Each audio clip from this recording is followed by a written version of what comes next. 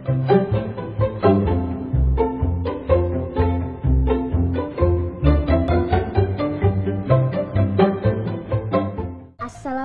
Kek. Diam, lagi baca ini kakek. Kacang. Kek, ini kan udah malam. Bacain dongeng dong. Dongeng apa? Apa aja terserah kakek. Kan kakek lagi baca, masa seru dongeng? Ya, kakek mah. Bacain dong, Kek. Baik. Malam ini Andrea mau kakek dongengin cerita apa? Apa aja terserah kakek.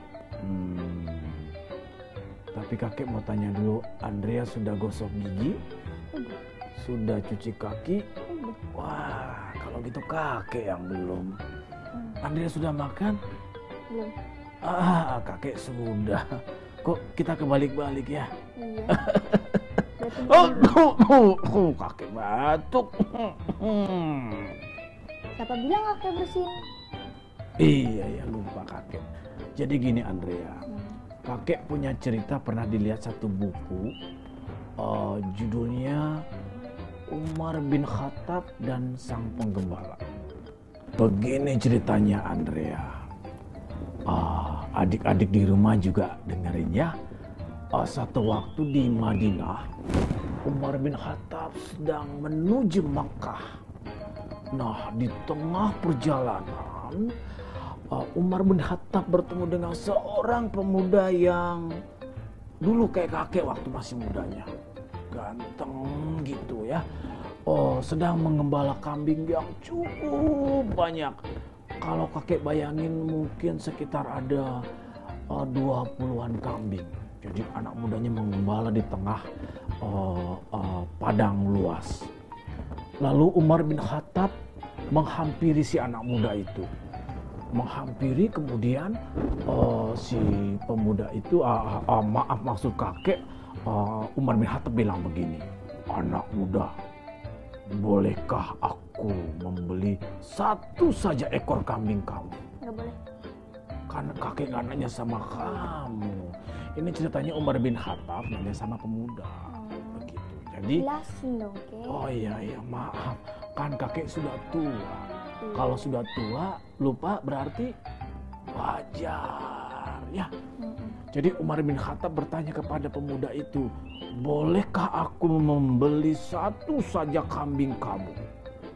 Pemuda itu terpelanjat melihat karena Umar bin Khattab itu kan tinggi besar.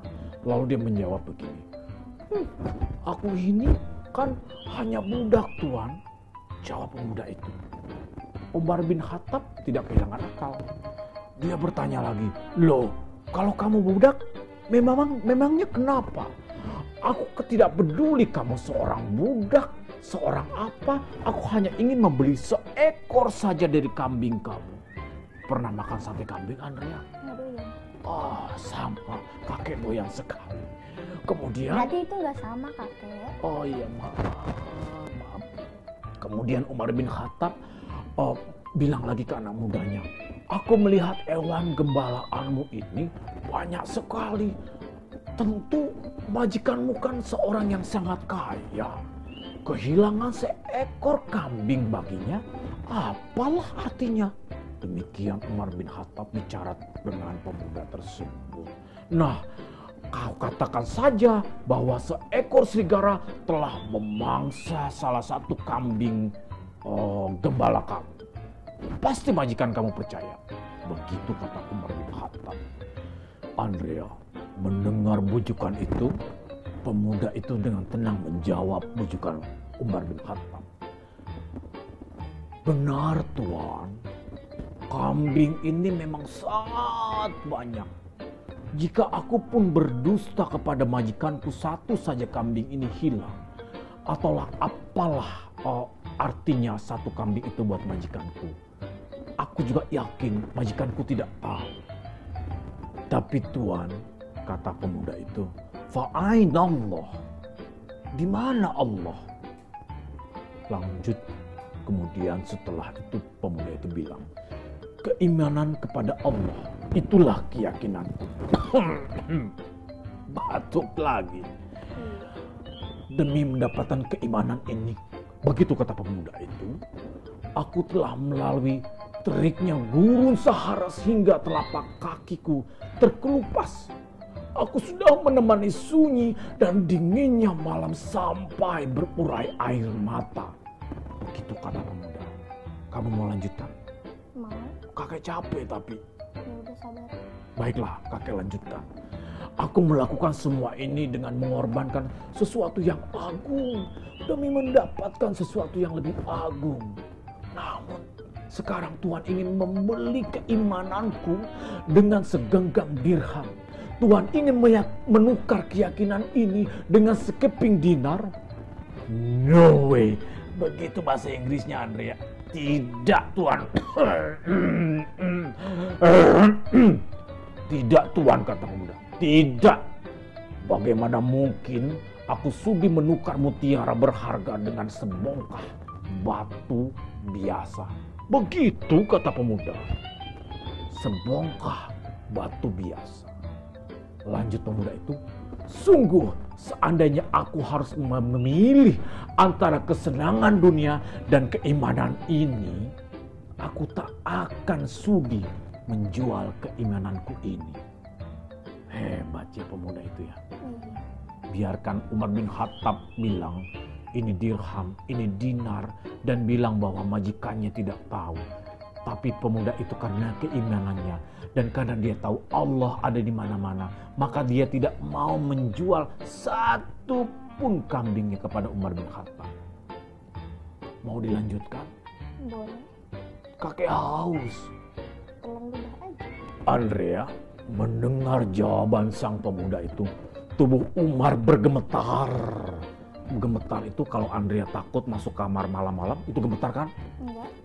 Oh salah kakek nanyanya kalau gitu ya. Iya. Iya, gemetar itu kayak orang lagi mau ketakutan. Umar bin Khattab serta merta berguncang dan air matanya menetes, menangis. Lalu Umar berkata kepada anak muda, "Wahai anak muda, di manakah rumah majikanmu?" Begitu kata Umar. Singkat cerita, lantas kemudian Khalifah Umar bin Khattab meminta diantarkan kepada anak muda itu ke rumah majikan sang anak muda. Berjalan melintas padang gurun yang terik dan panas. Dan beberapa saat kemudian Umar bin Khattab sampailah di rumah majikan itu. Singkat cerita pula, maka Umar bin Khattab menjadikan pemuda itu menjadi anak asuh. Dibelinya anak muda itu sebagai asisten, bahasa kerennya sekarang. Tahu asisten, Andrea? Jadi anak muda itu dimerdekakan dari seorang budak oleh Umar bin Khattab. Begitu Andrea ceritanya.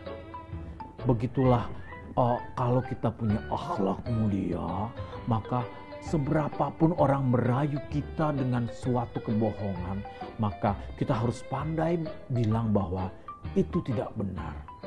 Kita harus yakin bahwa Allah ada di kiri kanan, atas bawah, samping kiri, samping kanan. Udah tadi. Oh iya, kenapa kakek mengulang ya?